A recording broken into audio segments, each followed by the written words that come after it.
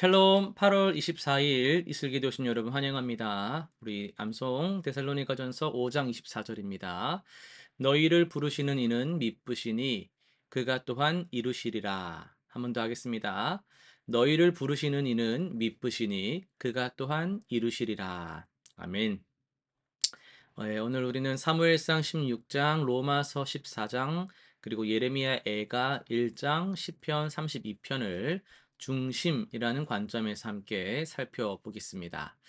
사무엘상입니다. 하나님이 다윗을 선택하실 때 사람은 외모를 보거니와 나는 여호와는 중심을 본다라고 말씀을 하셨죠. 이것은 하나님의 그 기준, 이것이 세상의 기준과는 완전히 다르다라는 걸 보여줍니다. 이 다윗의 형들은 좀 외모가 어땠습니까? 엘리압 보면 막 키 크고 외모도 준수했는데 이 하나님은 뭘 보셨냐면 양을 치면서 성실히 맡겨진 일에 최선을 다하는 다윗의 그 마음 중심을 보신 거예요. 그러니까 우리도 이제 겉으로 드러나는 게 안 중요하다 이런 차원은 아닌데요. 더 하나님께서 보시는 것은 중심, 하나님을 향한 중심, 그 마음의 진실한 마음이라는 것을 기억하면서 우리를 그런 면에서 가꿀 필요가 있겠습니다. 로마서로 넘어가겠습니다. 바울은 하나님 나라는 먹고 마시는 것이 아니라 성령 안에 있는 의와 평강과 희락이라고 말을 하죠. 이 성도의 삶의 중심은 이 외적인 종교적 행위나 규칙에 있는 것이 아니라 하나님과의 올바른 관계에서 오는, 제가 항상 말하지만 신앙은 관계다. 신앙은 관계다. 관계에서 비롯되는 내면의 평안과 기쁨. 이게 정말 중요한 거예요. 우리가 무엇을 하든 주를 위하여 하며 그 주를 위하여 뭔가 막 그런 목표 달성 이런 게 아니라 주를 사랑하기 때문에 하는 거. 형제를 사랑하는 마음으로 행하는 것. 이것이 참된 믿음의 중심에 있어야 한다라는 겁니다. 판단보다는 사랑이, 정죄보다는 세움이 우리 신앙의 핵심이어야 하겠습니다. 예레미야 애가 1장으로 갑시다. 예루살렘의 멸망을 목격한 예레미야는 깊은 슬픔으로 애곡합니다. 하지만 그의 눈물은 단순한 절망이 아니라 죄에 대한 진정한 회개였어요. 그는 이제 하나님의 심판이 공의로우심을 인정하면서 고난 중에서도 하나님의 자비를 간구합니다. 진정한 회개의 중심은 자신의 잘못을 인정하고 하나님께 돌아가려는 마음이죠. 어려운 상황에서도 하나님의 선하심을 신뢰하는 것이 믿음의 중심이다라고 할 수 있겠습니다. 시편으로 갑니다. 시편 32편을 중심으로 해서 마음의 짐을 내려놓는 용기란 제목으로 말씀을 전하겠습니다. 이 이제 신방하고 상담하다 보면요. 이런 말씀을 하시는 분들이 계세요. 뭐 이런 류의인데요. 목사님 저는 뭐 교회에서만큼은 좀 막 좀 자꾸 이렇게 괜찮은 사람인 척 해야 될 것 같아요. 이게 또 일관성이 있으면 좋은데 이중성이 있다라는 그런 고민을 나누시는 거예요. 집에서는 막 하면 아이들한테 막 막 소리 지르고 남편과 하면 "네가" 막 이렇게 막 다투고 하는데 교회에서는 막 이렇게 되는 그게 너무 자기 스스로가 힘들다라는 거예요. 그 말이 지금 생각납니다. 이제 다윗의 마음이 이렇게 같이 또 오버랩이 되는데요. 32 편의 다윗도 마찬가지였거든요. 이 왕으로서는 지금 자기가 왕이니까 백성들 앞에서는 좀 의롭고 강인한 모습을 보여야 했죠. 우리가 교회에서 막 직장에서 이렇게 하는 것처럼. 근데 속으로는 이 뭔가 자기의 그런 괴리, 죄책감에 막 짓눌려 살고 있었어요. 3 절을 보시면은 그 마음을 좀 표현하는데 "내가 입을 열지 아니할 때에 종일 신음함으로 내 뼈가 쇠하였도다." 뼈가 삭는다 이런 말 하잖아 진짜. 이게 너무 얼마나 절절한 고백이에요. 여러분 우리도 비슷하지 않습니까?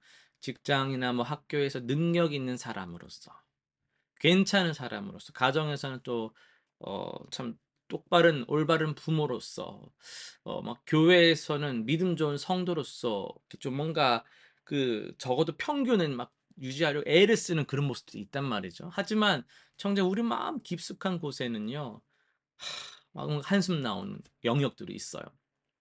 누구에게도 말하지 못하는 참 막 그런 게 있단 말이죠. 아픔이 있어요.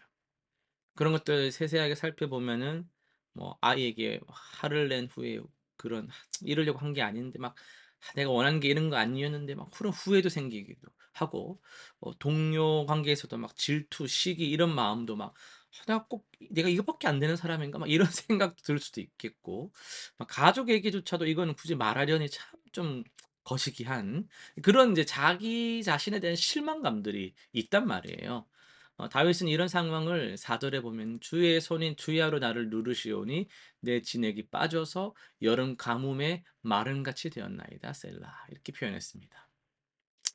이런 마음 상태가 어떤 마음 상태냐는 거죠. 마치 뜨거운 여름날 에어컨 없는 방에서 요즘같이 더운데 에어컨 없는 데서 푹푹 찌는 데서 답답해하는 것 같다라는 거예요, 마음이. 그럼 다윗이 어떻게 했을까요? 용기를 냅니다.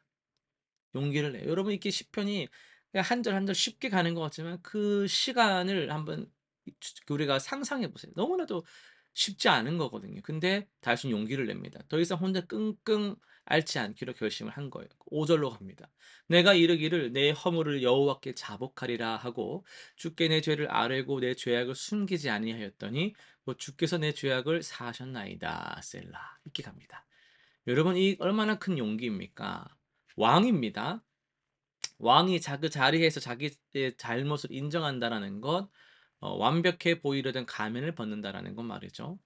마치 우리가 가족들 앞에서 "아 미안해. 미안하다. 엄마가 아빠가 참 이해를 못 했구나. 너무 이렇게 화만 많이 냈구나. 너무 지시를 했구나." 하면서 때로는 먼저 사과하는 것 이런 거 되게 어려운 일이었을 거거든요. 근데 어쨌든 이런 과정 속에서 결과로 나아갔을 때 결과는 놀라웠어요. 하나님께서 그런 다윗의 죄를 즉시 용서해 주셨고 다윗의 마음에 평안을 찾아왔습니다. 1 절에서도 보면은 "허물의 사함을 받고 자신의 죄가 가려진 자는 복이 있도다." 이렇게 말했잖아요. 기쁨을 감추지 못하는 모습을 한번 상상해 보세요. 오랫동안 체했던 음식이 내려가면서 좀 뭐 시원한 '아 이제 좀 풀린다.' 이런 느낌이었을 겁니다. 어 여러분 우리가 완벽하지 않습니다. 그런데 괜찮아요. 하나님은 우리가 완벽하기를 요구하시는 분이 아니에요. 진실한 마음을 원하시는 분이십니다. 오늘 밤 잠자리에 들기 전 하나님과 솔직한 시간을 가져보세요. "하나님 제가 오늘 이런 실수를 했습니다. 이런 마음을 품었습니다." 그렇게 고백하면서 진실하게 나아가면 그 눌림과 답답함들을 해소시켜 주는 평안이 우리 마음에 임할 줄로 믿습니다.